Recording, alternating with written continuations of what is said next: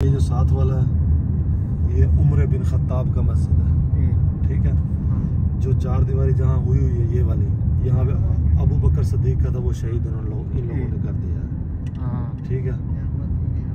अभी आपने क्या करना है, आपने ऊपर जाना है इस मस्जिद में। ये मस्जिद फतह है, ये मशहूर मस्जिद है। ये ऊपर जाएगा पूरा घुमाएगा, समझाता है। अब जाओ ऊपर जाओ, मुश्किल नहीं है, आपने जाना पड़ेगा। ये सुलेमान फारसी का मस्जिद, दुआ मांगो। ऊपर हजरत मस्जिद फतह उसको बोलते हैं, मशहूर मस्जिद है।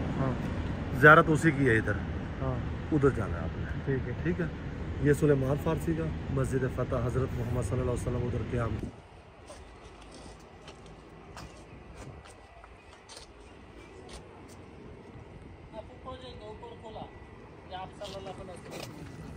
বাংলায় কোন না ভালো আছেন। নামাজ পড়ছিল এই খন্দকের যুদ্ধের সময়। আল ফাতা শব্দের অর্থ হচ্ছে বিজয়।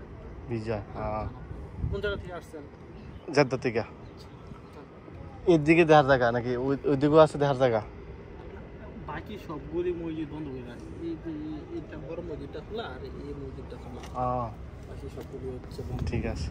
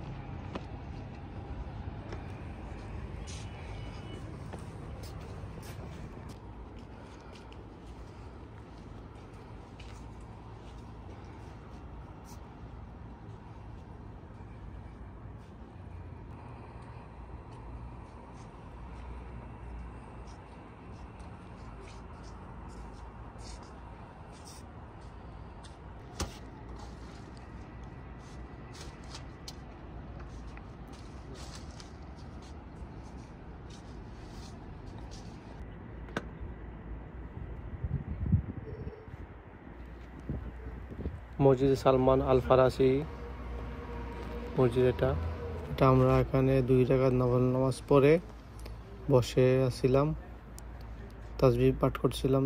এর মধ্যে আমি একটু ভিডিও করলাম আপনাদেরকে দেখানোর উদ্দেশ্যে। মসজিদটি অনেক পুরানো, কত বছর আগে, 1400 বছর আগের মসজিদ এটা। এখন পাথরগুলা তখন নির্মাণ করা হয়েছিল। সুবহানাল্লাহ, এই পুরাতন মসজিদ।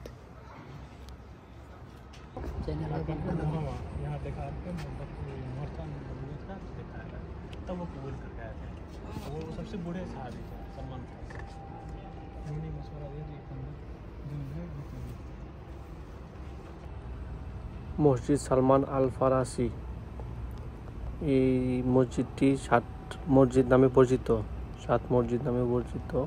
এই নাম বললো চীনে 7 সেবা মসজিদ।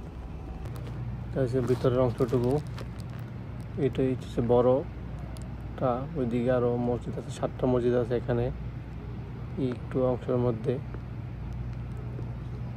এটাকে বড় করা হয়েছে, সুন্দরভাবে করা হয়েছে। এগুলো ছোটো ছোটো মসজিদ, অনেক আধুনিক উন্নত মানের ডিজাইনে কাজ করা। মসজিদটি অনেক সুন্দর, ভিতরে আসলেই বুঝতে পারবেন।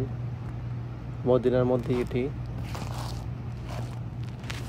অনেকে আসেন মদিনাতে, কিন্তু এদিকে ঘোরা হয় কম। ট্যাক্সি নিলে সারাদিনের জন্য আপনারা আসতে পারেন, ঘোরার জন্য দেখে যেতে পারেন, 2 রাকাত নফল পড়ে যেতে পারেন।